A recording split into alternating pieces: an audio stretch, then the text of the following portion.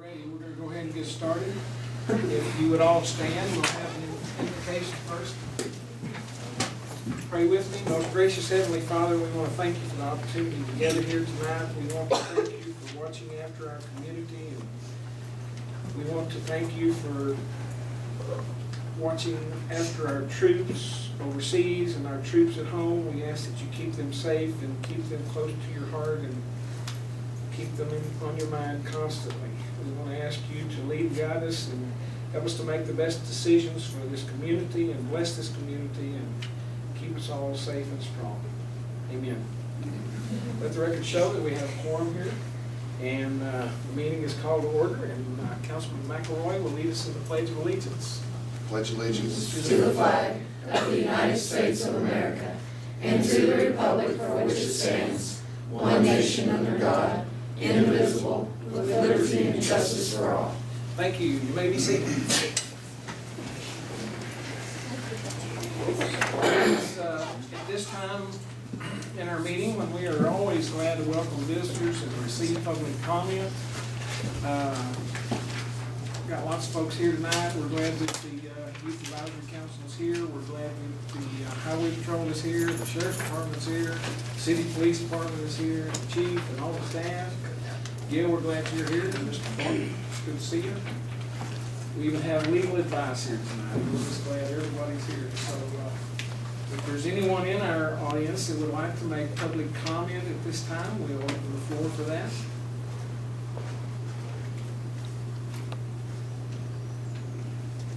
If not, we will go ahead and get started on our agenda. The very first thing on our agenda is the approval of the minutes of the council meeting of March the 11th. I trust you've all read over those, and I'll make a motion that we approve them. I'll second it. And we have a second. Is there any discussion? If not, all those in favor say aye. Aye. Those opposed, no. The motion carries and those minutes are approved. The next thing on our agenda is to appoint election judge and alternate election judge for the city general election to be held May the 11th, 2013. And Leanne, I'm going to let you talk to us about that. Thank you, Mayor. The general election will be held May the 11th, 2013. We'll be electing Council Member District 1.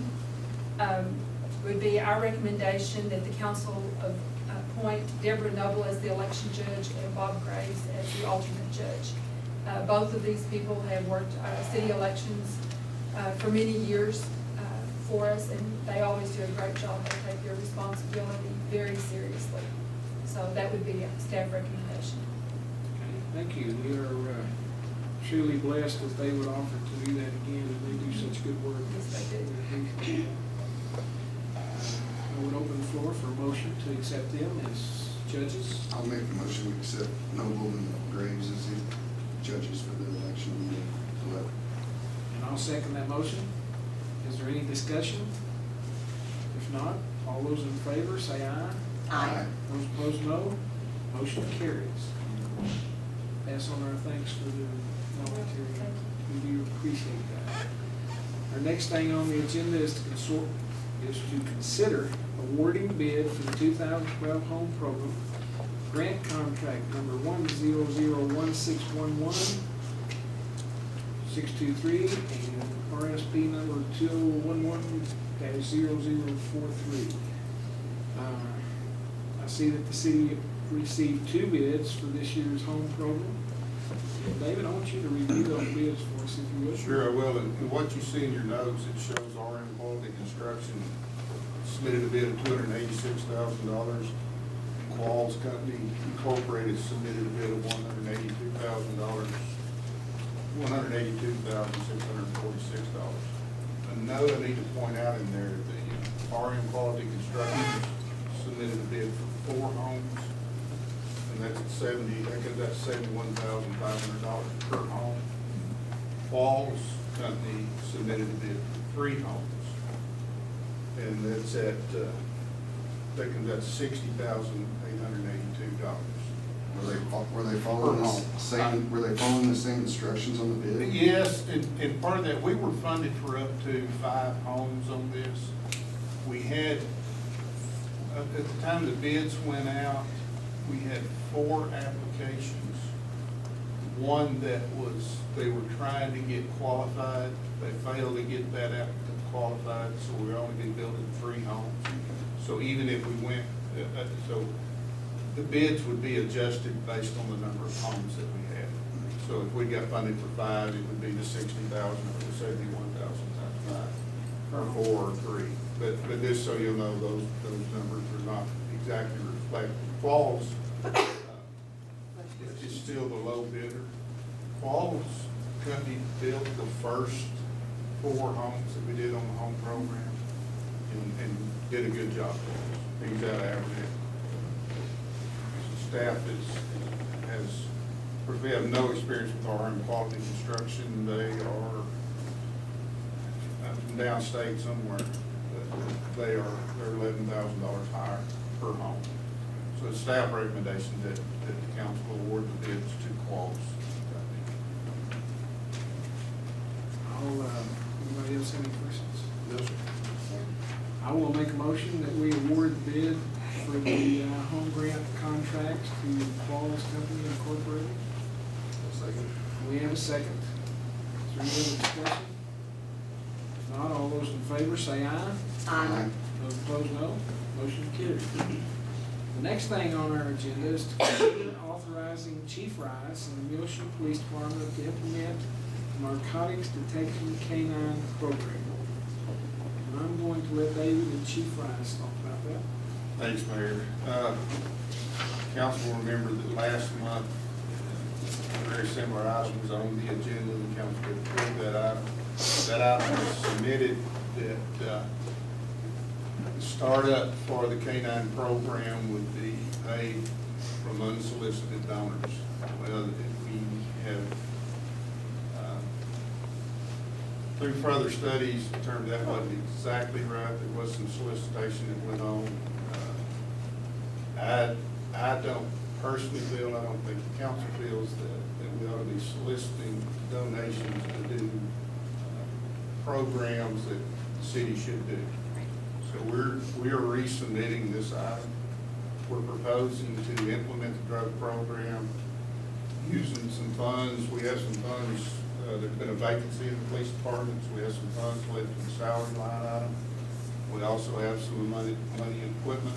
We have some money in training that we would propose to use for the $8,000 to $10,000 to start the program. What I would ask the council to do is to authorize Chief Rice and the Muleshoe Police Department to implement a canine program subject to the city manager's approval. Are we talking about the same exact program? It's as the last same time? exact program. The funding is the only part. I'll make a motion that we authorize them to proceed with it. I'll second. Okay. And that's, With the city With your manager approved by city. We have a motion and a second to authorize Chief Rice and the Muleshoe Police Department to implement the narcotics detection canine program. Let me ask one question. Sure. That just came to mind.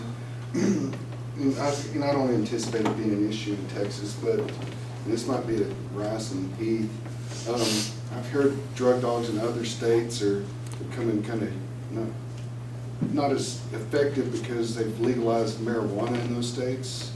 What are the chances we buy this dog, and what would happen if they legalized marijuana here and our dog was, you know what I'm talking about? Have you heard that? There are issue? still other illicit drugs out there. I know, but So- isn't it an illegal search or these tags on that marijuana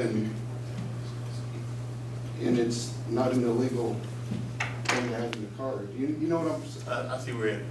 If the drug dog would determine something like that, then no, we would not make an arrest. Okay. And that's where it becomes lawful or unlawful. Okay. I read about that a couple weeks ago and just a thought. So, okay. Good enough. Okay. Let me go back to the beginning here. We have a motion and a second to authorize Chief Rice and the Muleshoe Police Department to implement the narcotics detection canine program with the approval of the city manager. And a second. Is there any discussion? If not, all, I'm sorry, could I get those motions again? Who made the motion? I'll make a motion that we authorize Chief Bryson Thank to you. implement the program that David approved. And I second. Thank you. Is there any other discussion? If not, all those in favor say aye. Aye. Those opposed, no. Motion carries. All right. The next thing on our agenda is to receive the financial statement and investment summary for the quarter ending March 31st. I trust you all read that, Yes, sir. by line item by line item, and somebody have any questions? I have a couple. It's under, put Rice on the podium again. It's line item 503, 6,400 off other supplies. And it's just, what is that? It says you're like 591% over budget. Do you know what I'm talking about? No, We sir, I do budgeted, not. what, $5,000 or $9,000, Yeah, I just- and it's got $78,000 over there. Yes, yes. Oh, it's that insurance. Ah, shoot, I didn't write it down. It's not insurance. Oh, you didn't write it down. This is under other supplies. Other supplies. Been buying it like you. Okay. Yes, Can't find it. I can explain. Okay. My deputy city secretary and I both pay bills for the city. Mhm. As it turned out, it's probably my mistake, communication wise, I had already paid a bill for some insurance. And whenever she got the statement, there was a part that needed to be paid from a claim that the police department had made. And she paid the whole thing. We have since received those funds back from TML. Okay. So that's what that is. Bill, like for deductible on the claim, Mhm. and then the way the deal is. It showed all of it. $70,000 was still on that bill. Zana paid all of it. She paid all of it again. That had already been paid. Right. Okay. And because it was a deductible for a claim in the police department, it didn't make. That's why I took out of Yes. that. So the whole 77,000, or 70,000. There's also a revenue, on the revenue side that offsets that. It shows in the revenues, but it doesn't come out of expenses. I don't worry about revenues as much as worry about expenses. Well, there's a revenue that offsets that Yeah. expense. And that's, per our auditor, that it doesn't go back into the expense. Okay. See It that, would, chief? it would, it would keep us from those questions from coming up when the back together. That's right. Have you already got some of that? That's right. Before we- All right. Any other questions? Okay, I'll make a motion that we receive the financial statement and investment summary for the end of the quarter of March 31st. I'll second it. Do we have a second? Is there any other discussion? If not, all those in favor say aye. Aye. Those opposed, no. Motion carries. We would like at this time to have the Youth Advisory Council report.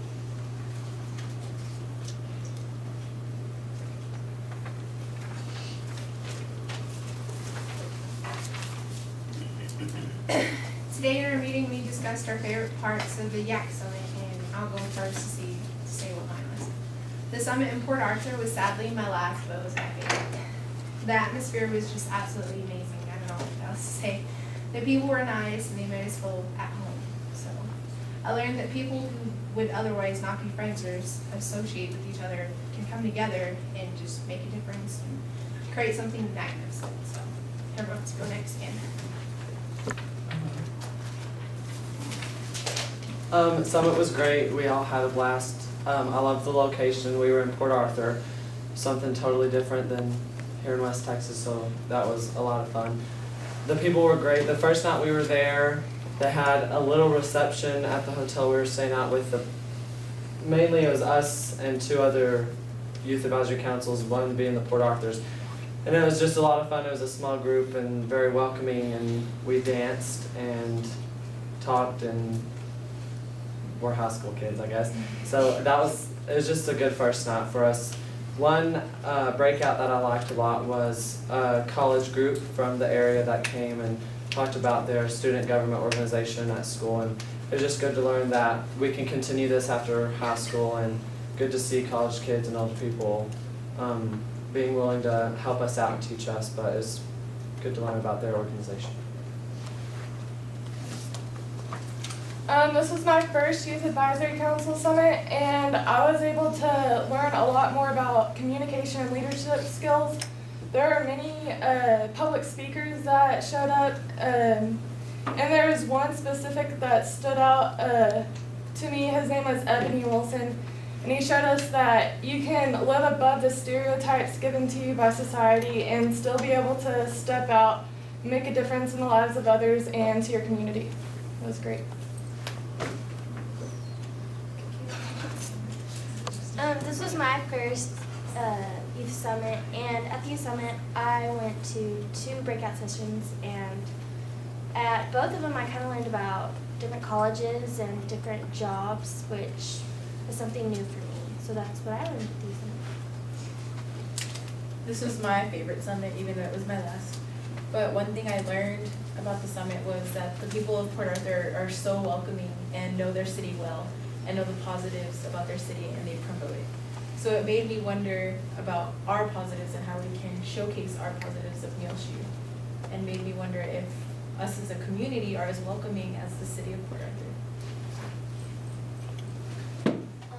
This was my first summit, and I love the location and the people of Port Arthur.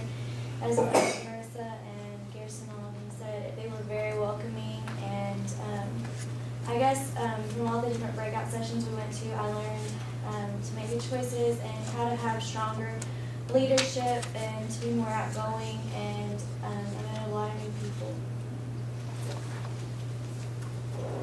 This was my first YAC trip, and it set very high standards. I learned a lot about other communities. I learned how to work in groups and how to better my speaking skills and how to be a better leader. I saw how we were alike in many ways, but we were also unique because we were really small and we lived really far away from everyone else. I enjoyed the scenery. It was beautiful over there, and I'm really looking forward to next year. We also discussed about ways to love our city of Muleshoe, Texas. One idea that was brought up by several people who kind of like put it together, and it sounded kind of cool. I liked it a lot. It was kind of like the theme is wishing Muleshoe the best future. There'd be like a pie eating contest, live music, barbecue, and they would release lanterns like at the end of the night and just kind of like just lift up spirits and stuff. Another idea was to get horseshoes and write your family name on it and display it like in a room, like in the Chamber of Commerce or something, just to see the different families that actually live in our community. And another one was like an outdoor movie. You could set up a big, huge projector outside, like in the park, and everybody could just go, and, you know, the YAC could run a concession stand and stuff, and we just all have fun. So I like those ideas a lot. And another one was a community-wide birthday party for anyone who's over 90, so just you could see how many live in our community who are older and wiser than us. We also signed a thank you card for the Texas Municipal League for giving us a scholarship to help us with our expenses for the summit, so we greatly, greatly appreciate that. We talked about recruiting for next year. Sadly, Garrison, myself, and Marissa are leaving, the last original members, so it's kind of sad. But there will be 3 open positions, and I hope that the people who take those positions will take it seriously and continue our legacy. And also, I would like to present this plaque that was given to us at the Youth Summit for the longest distance traveled to get there. It was a long way, trust me. So, I present it to the mayor. And how many miles was that? I have no I clue. know. Too many. Too many. More than 100. It was 1,300 miles down there and 800 miles back. All right, well, thank you. We will display this here at City Hall.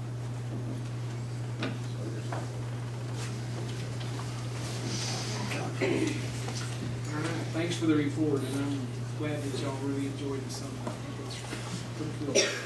I'm glad they learned something. They did. They did. That might be a suggestion that we need to give a report when we come back from a conference.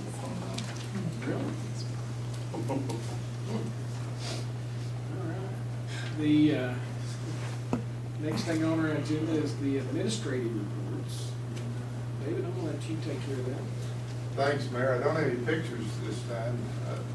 that Ramon tells me that the clarifier, the new clarifier, wastewater treatment plant is in operation now. The old clarifier is out of operation and under repair at this time.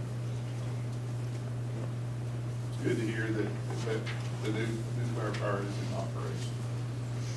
We had a blood drive here on March 27th. We had 20, I think this is 22 units. I think there were 24 turned out and 19 units collected. So we had a good turnout. We did good. I also learned late Friday that Diane Duncan has been nominated for Library of the Year by the Small Communities Libraries. That's awesome. Proud of Diane for that. That's all I've got, man. Can I mention one thing? Early voting starts April 29th, so we would encourage everyone to participate. It lives in District 1, those are the voters that will be voting. So if you live in District 1, we would encourage you to get out and vote. Okay. All right. Let me do a proclamation right quick. It's a proclamation to designate April 14th through the 20th of this year as Public Safety Telecommunicators Week. And it says, whereas each day millions of Americans dial 911 for help in emergencies ranging from house fires and automobile accidents to heart attacks, poisonings, and missing children. The men and women who answer these calls for help gather essential information and dispatching the appropriate response can make the difference between life and death and property loss for persons in need. The City of Muleshoe Police Department E911 dispatchers are among the more than 500,000 telecommunications specialists nationwide. They work daily to protect and promote public safety. And whereas public safety telecommunicators are more than a voice on the other end of the phone, they are knowledgeable and skilled individuals who work closely with police, fire, and medical personnel.